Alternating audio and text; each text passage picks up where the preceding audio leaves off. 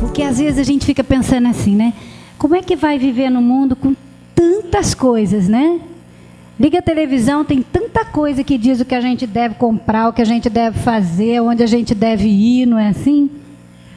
Se conversa com alguém, tantas ideias, dentro de nós tem tantos sentimentos, não é? O que poderia guiar a nossa vida? O que poderia dar a certeza que a gente está no caminho certo, né? O que é que pode nos ajudar a encontrar a vocação? Hoje, quando a Luz falava com tanto entusiasmo, né, da vocação, como a gente pode encontrar a nossa vocação? Porque não nasce assim de uma hora para outra, né? Como nós vamos encontrar? Quando o Nelson falava de ser professor, ninguém fica professor do dia para a noite, não é? Tem todo um processo. Como é que a gente faz isso? E é uma coisa tão simples, mas é a coisa mais importante que nós temos que fazer na vida. Mais importante até que descobrir a vocação. Que é viver a palavra. Desde o primeiro dia que a gente entra na fazenda, a gente escuta falar de viver a palavra, não é? É porque realmente ela é a coisa mais importante da nossa vida. Quando a gente se converte, qual é o sinal da conversão? A gente viver a palavra. E foi assim que nasceu a fazenda. A fazenda não nasceu de um plano bonito, de uma ideia. Não, ela nasceu de pessoas que procuraram viver a palavra. Aí, de uma forma muito simples. Se eu penso em cada um que viveu essa palavra para acontecer o que já aconteceu agora, não é? Foi de forma muito simples. Quando o Nelson conta a experiência dele, ele não conta que ele começou descobrindo que ele precisava viver a palavra com o pai dele. E não foi com uma coisa tão simples como fazer um café. Não era? Ele começou a fazer um café para levar para o pai dele. Começou a amar o pai, a fazer aquilo que alegraria o pai, que poderia mostrar o amor dele pelo pai. É viver a palavra, uma coisa tão simples, e levou depois o Nelson a fazer tantos outros passos. Hoje Lúcia não contou toda a experiência dela, mas começou às vezes com coisas tão pequenas. Eu me lembro de uma experiência pequena que a Lúcia conta, que ela tinha uma lavanderia, e uma moça foi levar o vestido de noiva dela, que era cheio de florzinha, e ela, ou a moça que trabalhava com ela, mergulhou o vestido na água e despregou todas as florzinhas. E viver a palavra para a Lúcia naquela hora era pregar de novo todas aquelas florzinhas no vestido, para amar aquela moça. Então são palavras pequenas que nós precisamos viver. Mas é a palavra, é sempre a palavra, né? Se o Frei não vivesse a palavra, de deixar pai, mãe, o irmão gêmeo, a terra dele, também não existia a fazenda. Se ele não chegasse aqui no Brasil e visse que a comida era tão diferente, por causa da palavra começasse a comer aquela comida do jeito que era para ele, também ele ia embora. Não sei como é que ia acontecer as outras coisas. E o Frei sempre conta que a conversão dele se deu com a palavra. Acho que a maioria já conhece, não é? Que ele fez uma viagem. Primeiro que no seminário, ele questionava tudo. Não estava contente. E quando ele fez uma viagem com o padre que era reitor, ele levou o Frei, deixou ele hospedado na casa de uma família. E o que fez o Frei se converter de todos os questionamentos dele? Foi ver que aquela família vivia a palavra. E era criança e duas pessoas casadas que contavam à noite a experiência que fizeram. Isso fez com que o Frei se convertesse e quisesse viver a palavra. E depois pedisse para o reitor dele se ele podia ir toda noite contar as experiências que ele vivia. Então, a coisa mais importante que a gente tem para fazer não é o trabalho, não é o apostolado, não é falar bonito, é viver a palavra. Ela deve ser mesmo o primeiro amor da nossa vida, viver a palavra. Ela não deve ser uma coisa assim que a gente lembra, de repente eu me lembro daquela palavra. Não, ela deve ser realmente a luz para nós. Nós não deveríamos dar passos sem ver se com aquele passo eu estou vivendo a palavra. Hoje de manhã foi muito interessante. Acho que o Antônio não vai se importar se eu contar, né? O Antônio estava assim, nervoso, porque por causa de um problema que teve lá, esvaziou a piscina até a metade. E ele estava assim nervoso, porque significava comprar água de novo, significava gastar dinheiro, significava várias coisas, aquilo que tinha acontecido. E a gente ficou assim, olhando para ele, sabendo que ele tinha razão de estar bravo, entendeu? E a gente até foi procurar alguma justificativa para ele compreender e tudo.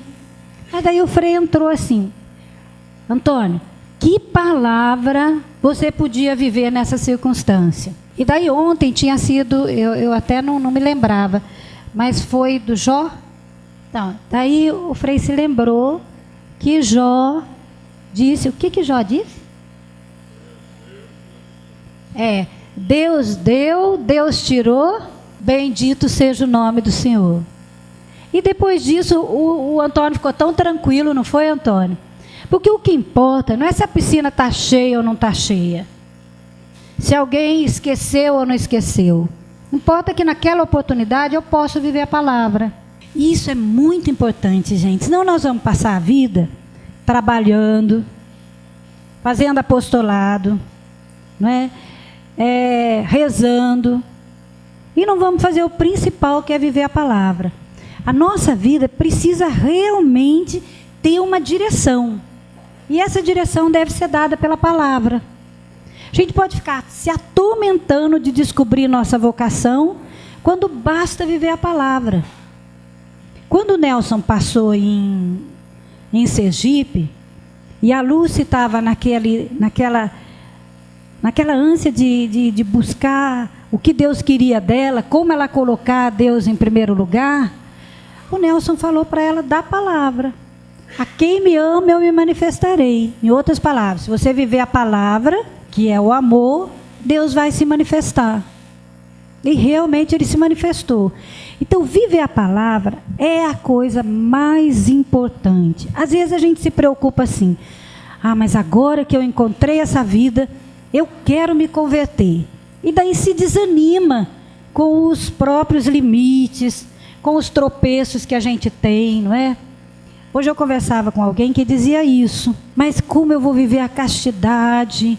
Como eu vou conseguir recomeçar sempre? Como eu vou conseguir fazer as coisas? Eu quero, mas como eu vou conseguir? Se a gente centralizar a nossa vida em viver a palavra, a gente faz tudo. A gente não precisa se preocupar mais.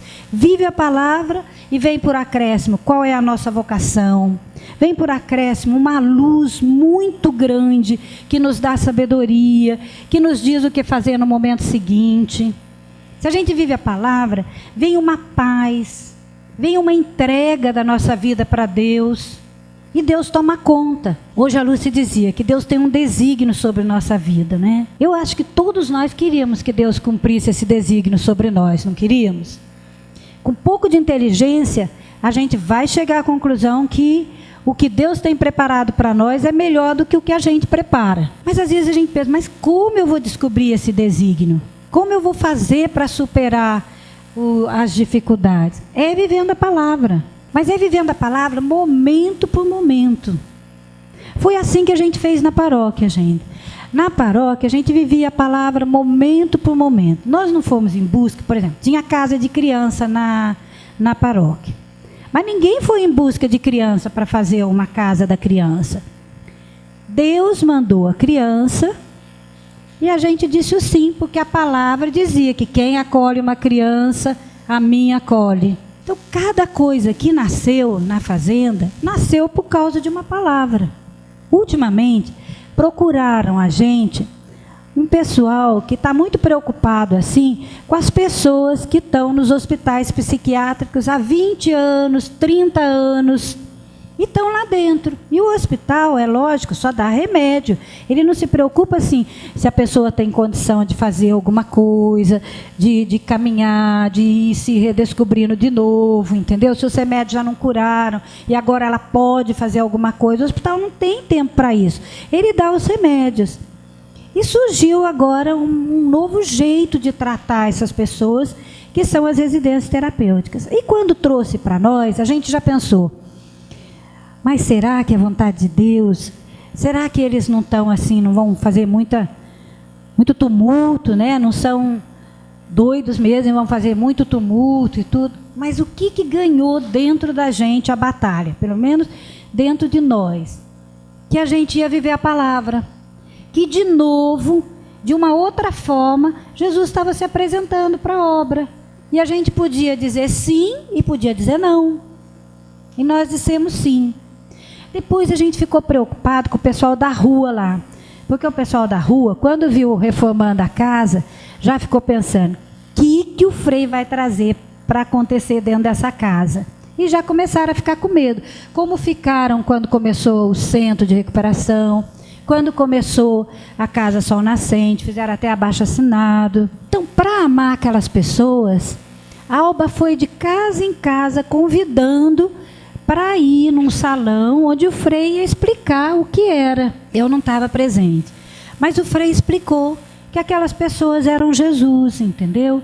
E que se a gente acolhesse, a gente estava acolhendo Jesus. E que ia trazer muita graça para aquela rua. Teve pessoas que ainda não compreenderam.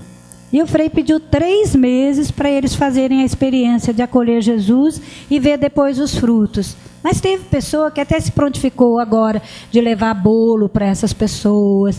Alguém que não tem muito trabalho de ir lá trabalhar junto.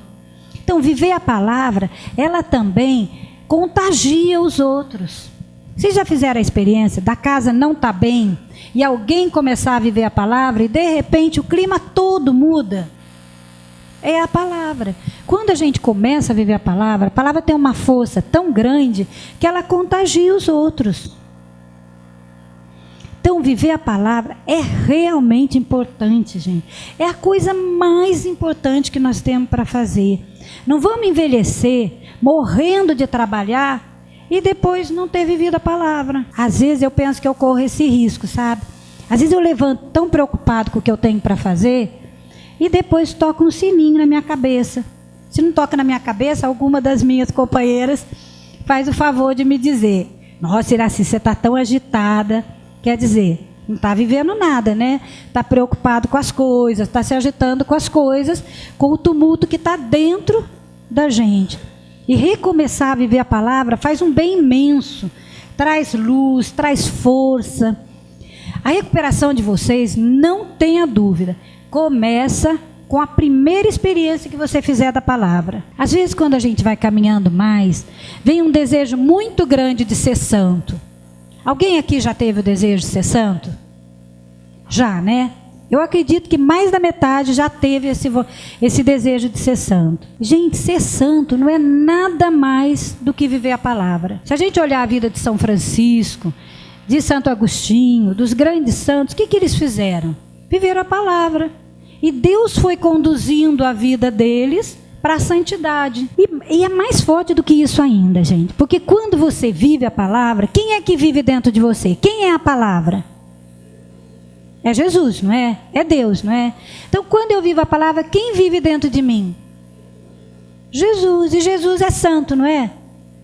Então, no momento que eu vivo a palavra, eu sou santa. E se eu viver a palavra muitas vezes, eu vou ser santa. Então, não existe nenhuma preocupação para tomar o nosso coração que não seja viver a palavra. Às vezes a gente tem dúvidas, não tem?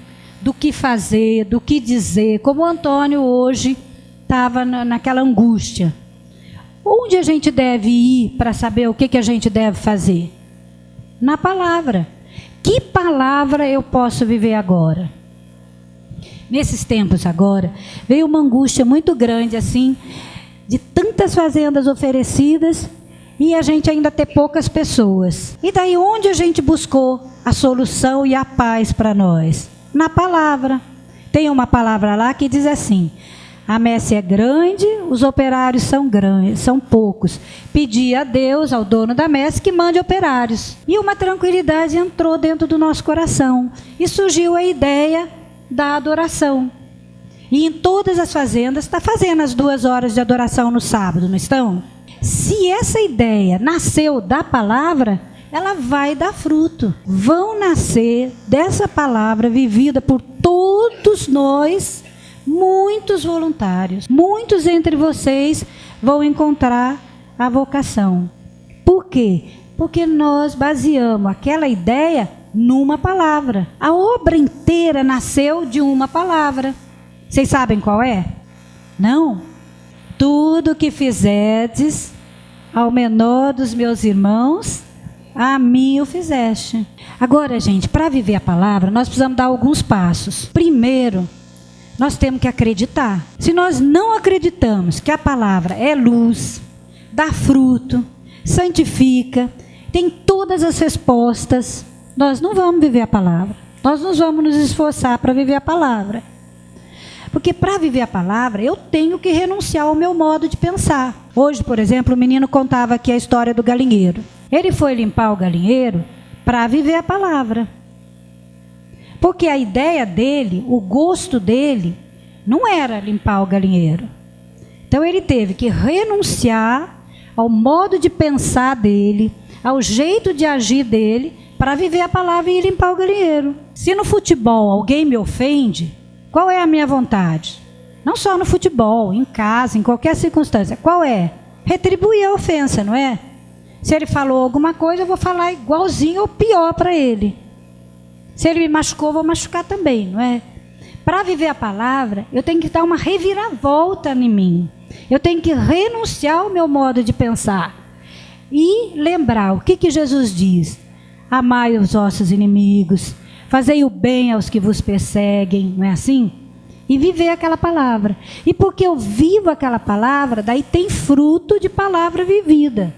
Eu não vou deixar de brigar porque eu tenho medo do tamanho dele. Eu vou deixar de brigar porque a palavra me diz que eu devo amar meus inimigos. Aí tem fruto, que muitas vezes vocês contam experiência aqui, que depois que vocês fizeram isso, a pessoa vem se desculpar. Por que ela vem se desculpar? Porque vocês viveram a palavra. E a palavra tem um fruto que não é humano. É um fruto que é de Deus. E que atinge o coração do outro. Quando o menino hoje disse que perdoava a mãe dele, ele estava vivendo a palavra, não estava? E teve fruto na mãe dele. Não é porque ele fez uma coisa bonita. É porque a palavra produz frutos. Então, gente, se a gente quer viver e construir alguma coisa para a eternidade, alguma coisa que permanece, nós temos que viver a palavra. E isso significa renunciar à nossa vontade. Isso custa, não é fácil. Se eu estou com vontade de ficar deitada na cama e eu levanto para fazer um trabalho, para dar um copo d'água a uma pessoa, por causa da palavra, tem fruto da palavra. Depois, uma vez o César fez uma homilia que eu achei muito lindo.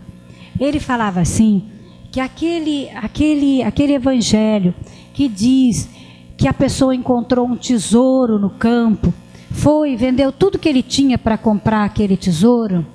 Eu nunca tinha pensado nisso. Ele falou, é o evangelho. São as palavras do evangelho. Cada joia é uma palavra do evangelho. E se eu vendo a minha preguiça, a minha raiva, o meu mau humor, se eu vendo o que eu tenho dentro de mim para viver aquela palavra, eu adquiro aquele tesouro. Não é assim? E vou juntando tesouro para o céu. Agora existe a pérola do evangelho, não existe? Não diz assim que o mercador vendeu todas as pedras dele para comprar a pérola? Essa pérola é o quê? É uma palavra. É uma palavra, gente, que é a chave para viver o evangelho. É a chave para ser feliz. É a chave para descobrir a vocação. É a chave para conseguir graças para outras pessoas. Que é a dor. Então, às vezes, a gente aceita a dor porque não tem outra coisa para fazer mesmo. Se eu estou com uma dor de dente, a dor de dente, enquanto eu não tomar um remédio ou não for no dentista, ela não vai parar mesmo, não é? Se eu estou com sono, mas tenho que ficar aqui, é uma dor, não é? É um incômodo. Eu posso aguentar porque eu tenho que aguentar, ou eu posso reconhecer que é uma pérola que eu tenho, uma pérola de muito valor, que se eu viver, porque é uma palavra que não foi nem só pronunciada por Jesus, foi vivida por Jesus. Por excelência ele viveu a dor, ele escolheu a dor como caminho de salvação para nós, não foi? É porque então é a palavra muito importante. Essa é a palavra que nós precisamos aprender a viver também, a encontrar na dor uma forma muito privilegiada de viver a palavra. Às vezes quando vem a dor a gente pergunta, mas por quê? Por que Deus permite isso para mim? Mas você encontrou a pérola. Tem que perguntar para quê? É talvez para você se santificar? É talvez para você oferecer por alguém que precisa de você? Quem quer ser professor, como o Nelson falou, pais e mães espirituais, precisam da dor para oferecer por aquelas pessoas que ele quer que cresça, que quer que entenda o Evangelho. Então a dor é um momento muito forte de encontro pessoal com Deus. Se em cada palavra a gente encontra Jesus, muito mais na dor. E encontra Jesus num momento muito especial da vida dele, que é o momento em que ele precisava da gente. O momento em que ele está na cruz, abandonado por todos, traído, não é? Nessa hora, o nosso encontro com ele pode ser realmente um encontro particular, um encontro de intimidade, um encontro assim muito lindo, muito profundo.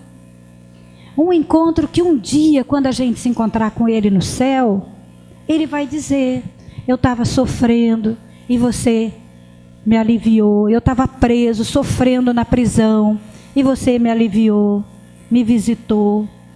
Eu estava sofrendo porque estava com fome e você me deu de comer. Eu estava sofrendo porque eu estava sozinho e você se aproximou de mim. Então, a dor é o momento por excelência da gente viver a palavra e da gente experimentar a ressurreição. Porque depois que Jesus estava na cruz, ele não ficou na cruz, ficou? Ele não ficou. Ele ficou pouco tempo na cruz e ele ressuscitou. Assim é uma dor que a gente vive a palavra, que a gente reconhece a pessoa de Jesus. Depois que a gente reconhece a pessoa dele, que a gente dá um nome, que a gente sabe que a gente está encontrando com ele, no momento em que ele realmente precisa que a gente encontre com ele, que a gente diga para ele que a gente ama, aí a gente experimenta a ressurreição. Enquanto a gente fica reclamando, perguntando por quê, chorando, a gente até tem o direito de ficar um pouquinho chorando, porque ele ficou, não é? Na cruz, morreu. Mas depois não. Depois a gente precisa começar a amar. E a gente se liberta da dor e oferece a dor. Então, a palavra dá sentido a todas as circunstâncias da nossa vida. Tantas dores interiores, não é? De incapacidade, de pecado, de fragilidade, como as coisas externas. O não ter determinado dom que a gente achava que era tão bom se a gente tivesse, né? Uma pessoa difícil para amar.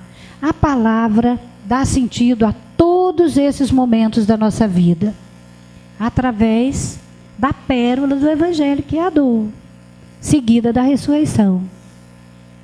Então hoje eu queria fazer um convite assim, muito forte para a gente, de voltar à origem. Voltar à origem da nossa recuperação, voltar à origem da nossa conversão, voltar à origem do início da fazenda, que é viver a palavra. Não tem nenhuma outra coisa mais importante do que viver a palavra. Eu descobri a minha vocação depois de muito tempo. Eu descobri primeiro viver a palavra. E na palavra tem resposta para tudo.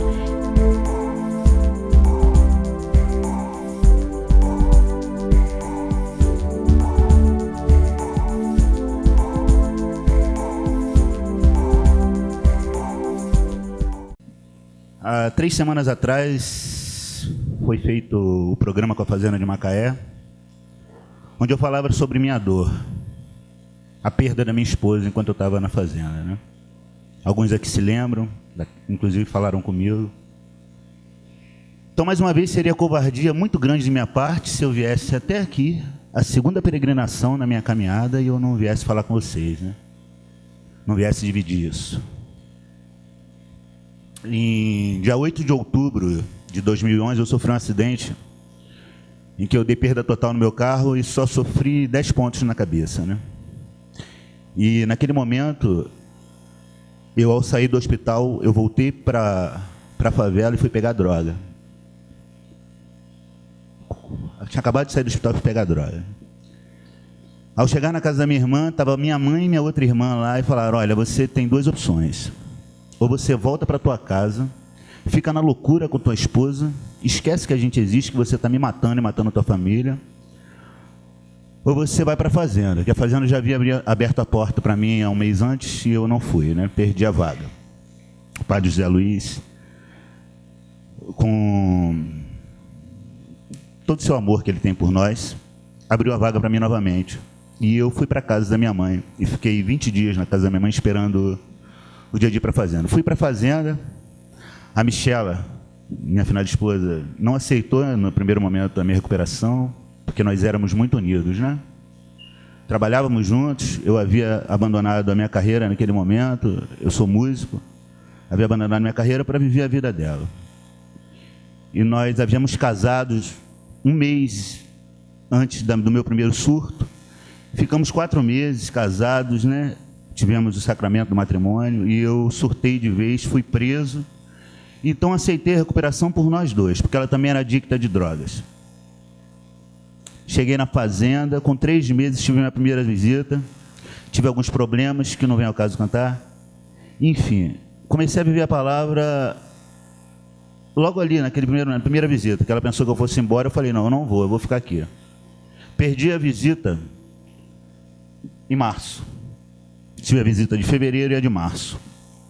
Perdi a visita em março, a de abril e a de maio. Com 7 meses, minha mulher faleceu, com 7 meses na fazenda. No dia do aniversário de meu filho de 15 anos, minha mulher morreu. Uma semana antes do falecimento dela, eu estava na igreja, sobre vocações também, né?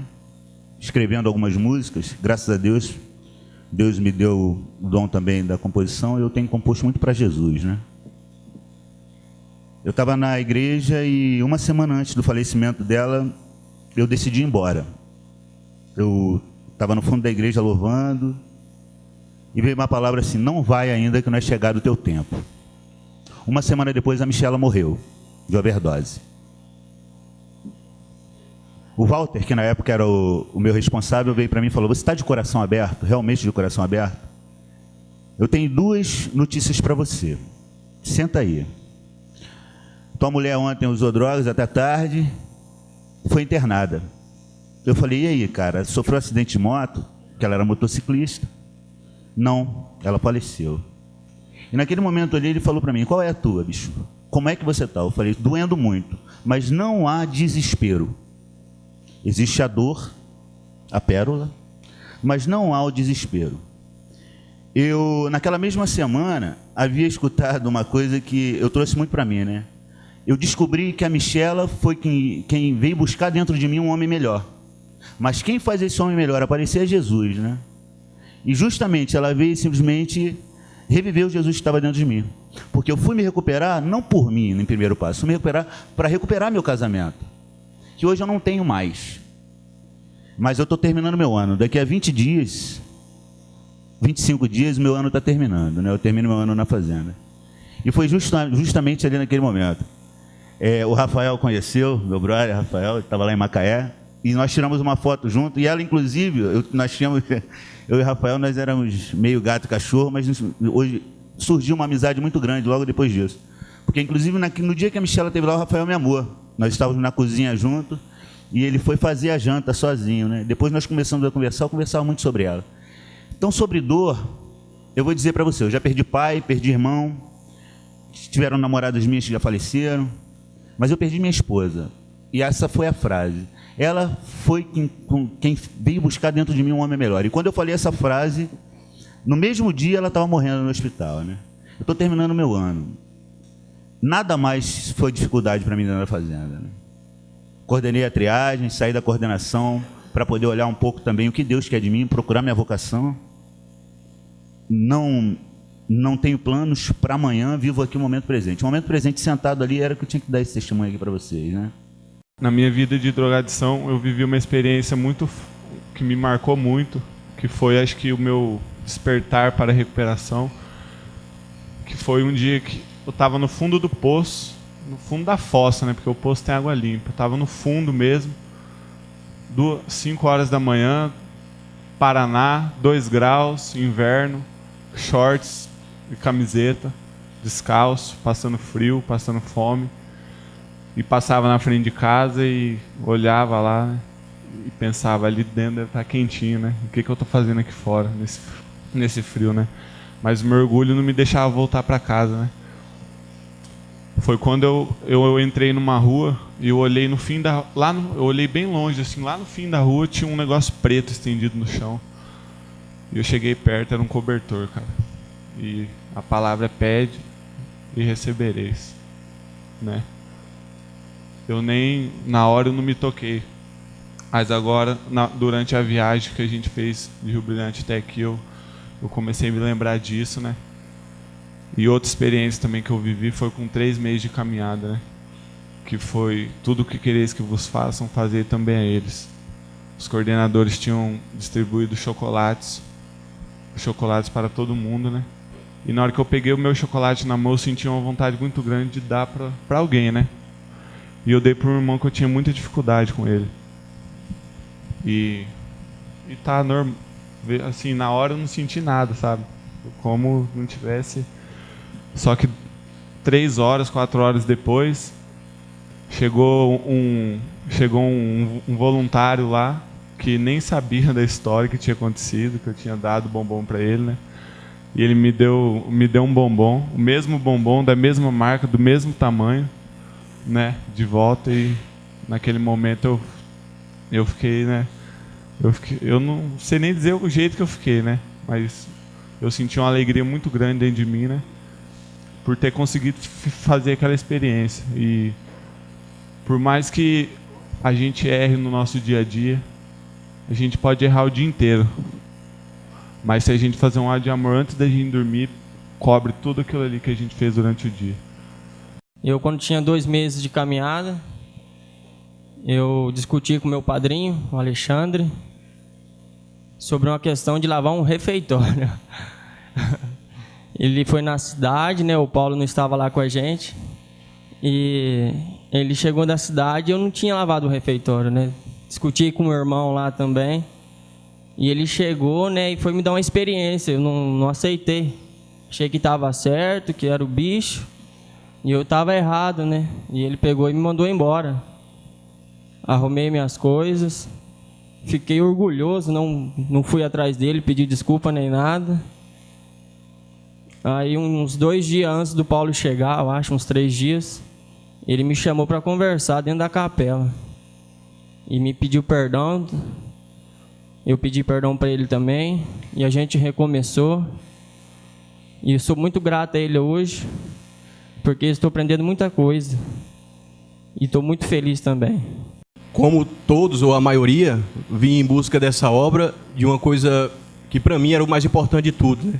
Através de um grito de desespero, vim buscar aqui a minha recuperação e o que seria simplesmente largar aquilo que me aprisionava, as drogas.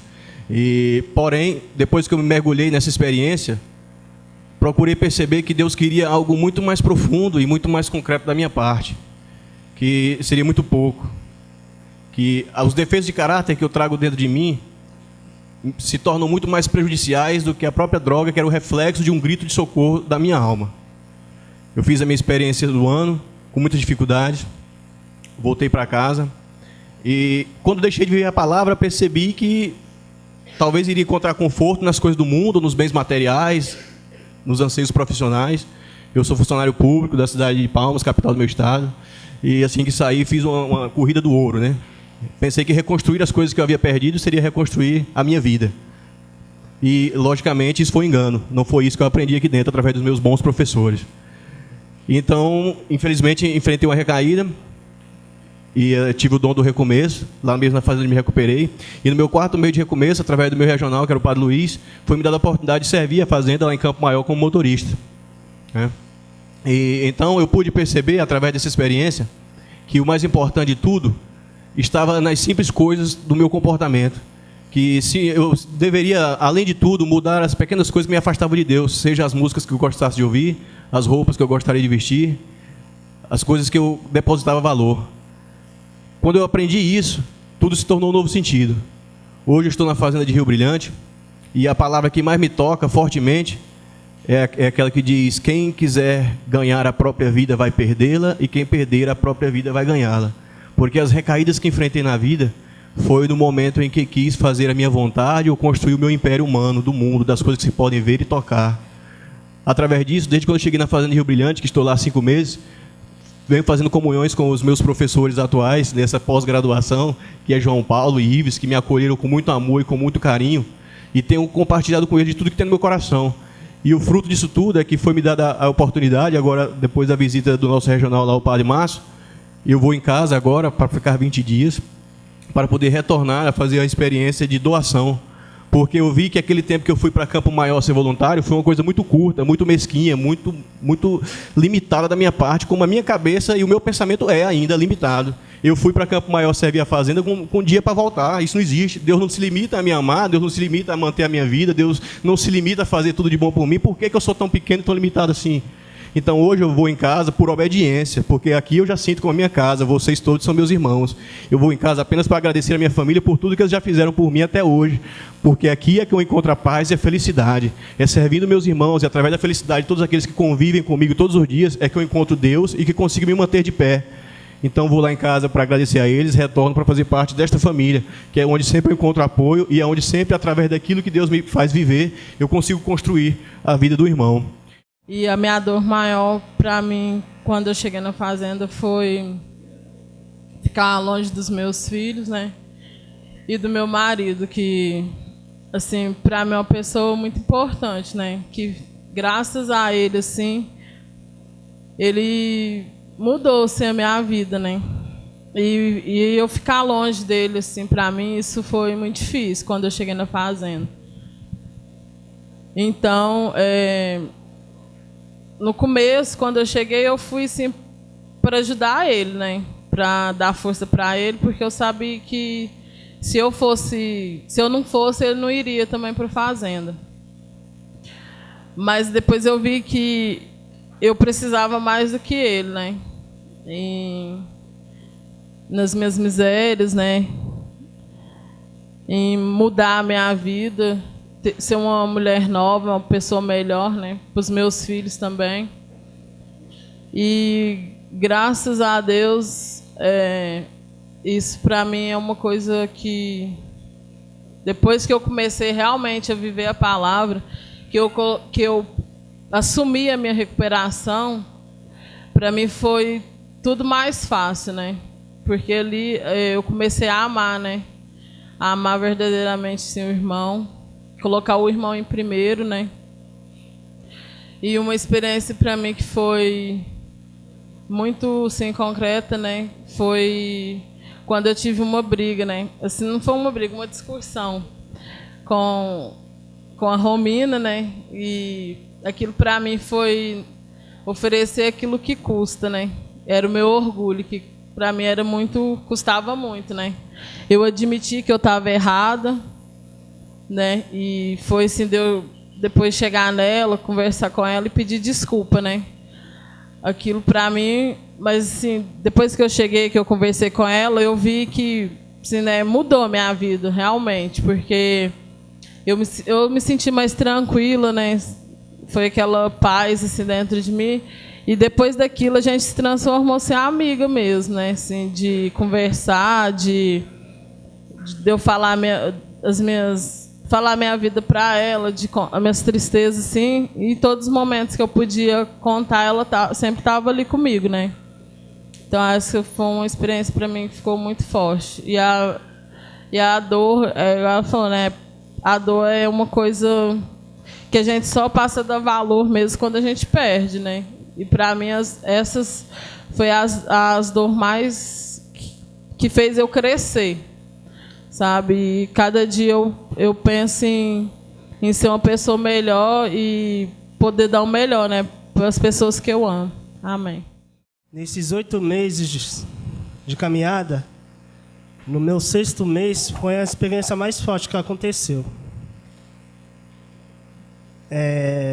O fato que aconteceu com o irmão, que eu tinha essa dificuldade com ele, eu não aceitava as ideias dele. Depois de uma troca de experiência, teve uns momentos que eu não gostei muito que ele falasse, que ele estava falando mesmo, né? A experiência era dele e não podia concordar, né? Peguei e fui tirar satisfação com ele, depois da troca de experiência, eu tirei satisfação com ele dentro do quarto. Foi uma discussão daqui, uma discussão dali, que acabou envolvendo meu homem velho erguer de novo, né? Meu homem velho. Foi aquela discussão de lá para cá. Teve uma hora que eu ia sair do quarto. Ele pegou, falou uma coisa e eu não gostei. Peguei, voltei no quarto. Pedi para ele repetir o que ele tinha falado. Ele falou 3 vezes para mim. Fui e eu tinha dado uma cabeçada nele. Isso para mim custou muito. Custou de verdade mesmo. Aquela coisa de homem velho mesmo, né? Que desperta na gente. Os meus professores, né, ficou sabendo do fato que aconteceu tudo. E eu sei que não podia agredir o irmão. Isso para mim, eu fui mais errado. Ele estava errado, mas eu fui mais errado do que ele. Eu e os meus professores, né, sentamos, conversamos que aconteceu. Aconteceu o fato, né? Na mesma noite eu comecei a arrumar minhas coisas, tudo. Eu estava querendo ir embora. Por conta própria mesmo. Eu não sei o que ia acontecer, se eu ia ser transferido ou ia ser mandado embora. Ou ia voltar para casa.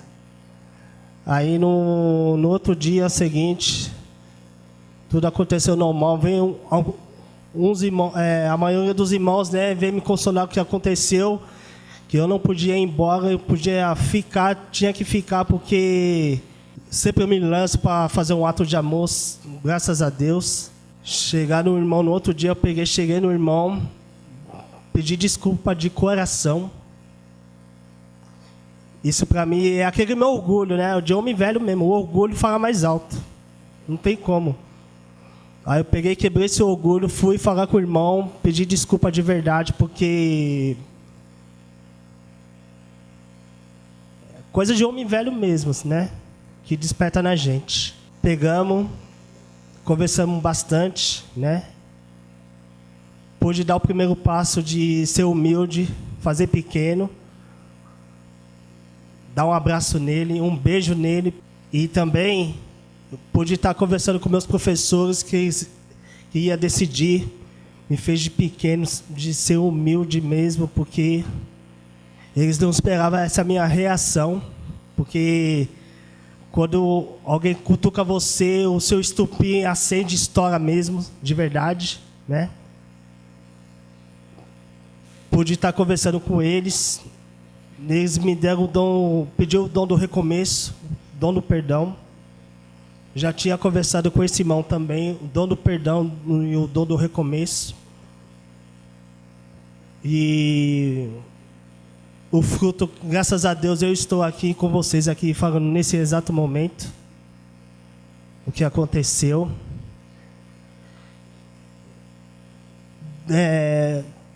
Fiquei quase um mês, assim, um pouco isolado de fato o que aconteceu sobre isso. Pensando muito na minha vida, né? Pedi para o meu professor para eu ser podado. Eu fui ser podado inteiramente mesmo. Passei aquele novo homem.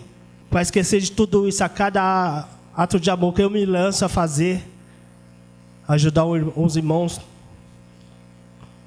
e para tirar essa poeirinha que está dentro do meu coração ainda. Aliás, já está toda removida.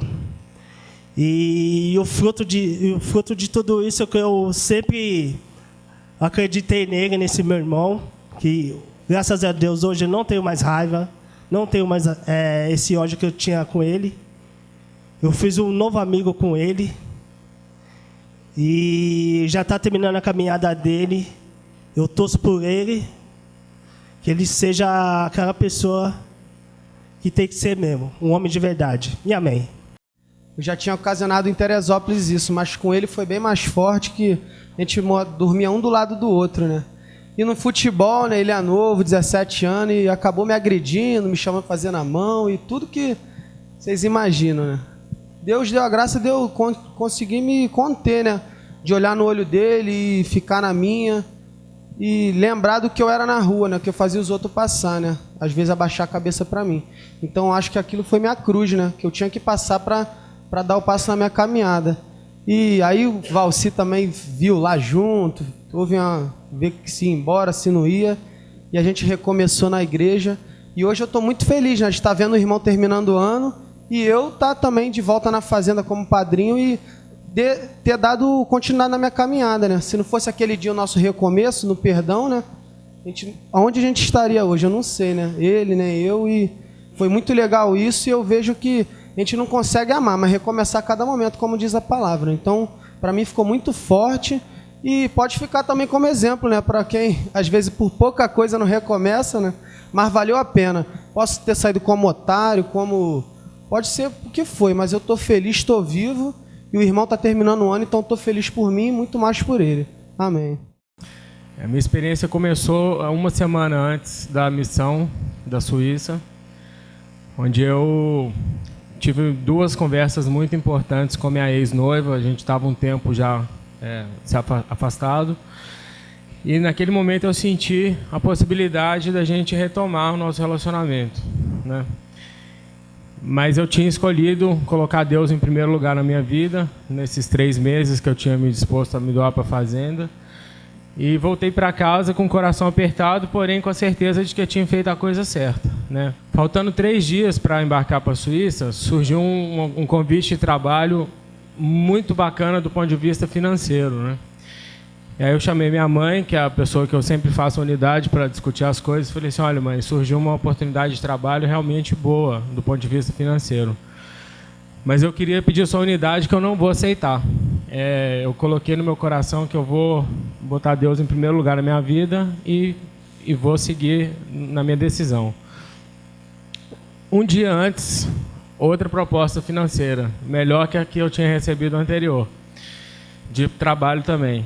E aí um grande amigo meu falou assim: olha, é uma coisa que você não devia recusar, porque, enfim, você já está há um tempo fora do mercado e tal, você precisa retomar a sua carreira. Eu falei assim: olha, vai parecer loucura, mas eu vou continuar com a minha decisão e vou seguir em frente. Faltando um dia para a viagem, eu tive uma conversa com o padre Christian, que era o responsável da missão, e disse que eu trabalho com comunicação, fazia fotografia, se ele gostaria que eu levasse meu equipamento para poder contribuir na missão dessa forma. Ele disse que gostaria sim, tudo, e quando ele disse isso, eu dei uma aprimorada ainda mais no meu equipamento. Meu irmão também trabalha com isso, eu comprei algumas coisas dele e realmente fui com um equipamento muito completo para a viagem. Quando eu cheguei em São Paulo, desembarquei, eu estava com 4 volumes na mão, e aí eu fui no banheiro.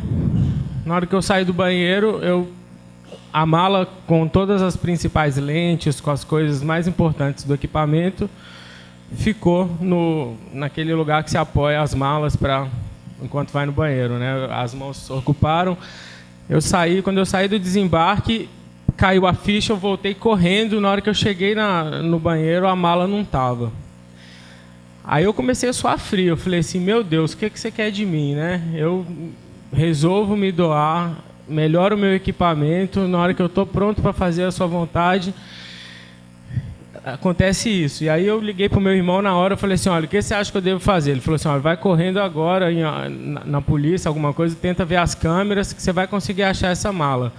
Aí eu olhei no relógio, faltava 40 minutos para embarcar, e eu tive que tomar uma decisão entre recuperar os meus equipamentos ou manter a unidade com o Padre Christian, que no dia seguinte, pela manhã, começava o retiro que acontece antes da missão com todos os missionários.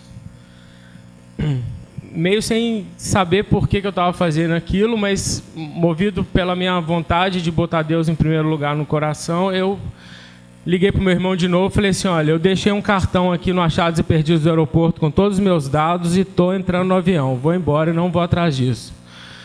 E na hora que eu fui meio que sem guiado por aquela intenção de fazer a vontade de Deus, e na hora que eu sentei na cadeira, tinha um da lado, um deles falava inglês, e aí ele me perguntou, ele sentiu que tinha alguma coisa estranha, ele me perguntou o que estava acontecendo. Eu falei assim, olha, eu não sei o que está acontecendo, mas eu acabei de perder um valor incrível de equipamentos e estou super feliz de estar sentado aqui nessa cadeira.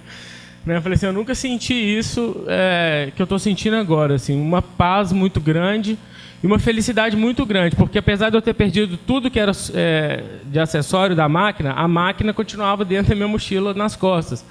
Aí eu falei assim, eu estou entendendo o que você quer de mim, né? Você está me pedindo para dar esse passo.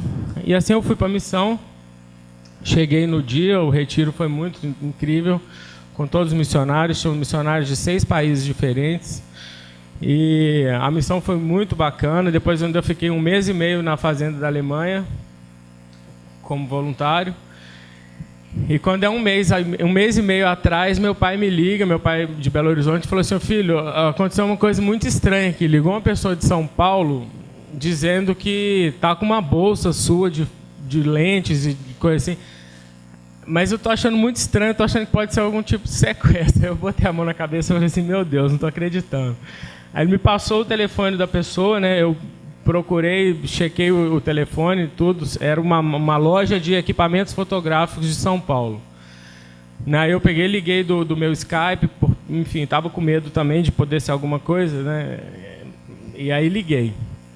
E aí, quando a pessoa atendeu, a atendente da loja gritou pro cara assim, eu acho que é o menino da mala lá que está ligando para você aqui.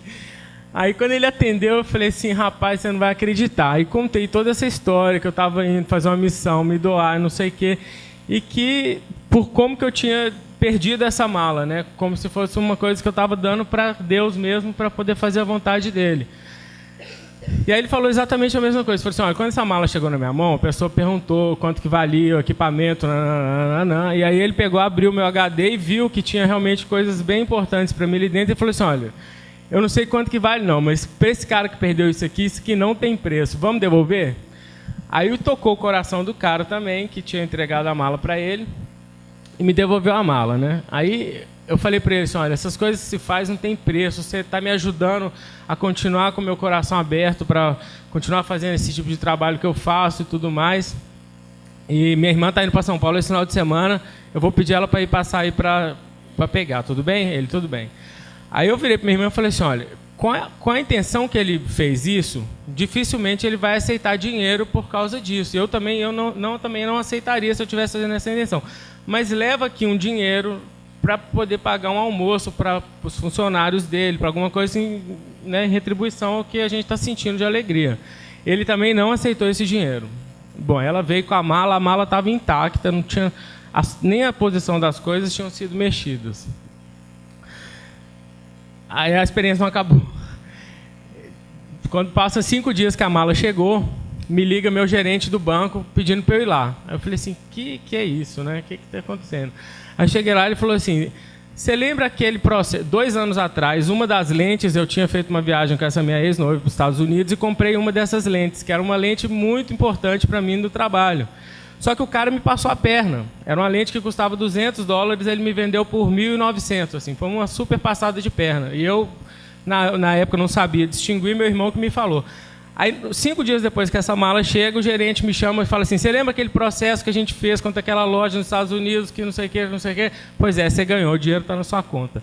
Então, assim, as duas coisas na mesma semana, relacionadas à mesma coisa, né? Buscar primeiro o reino de Deus, é isso.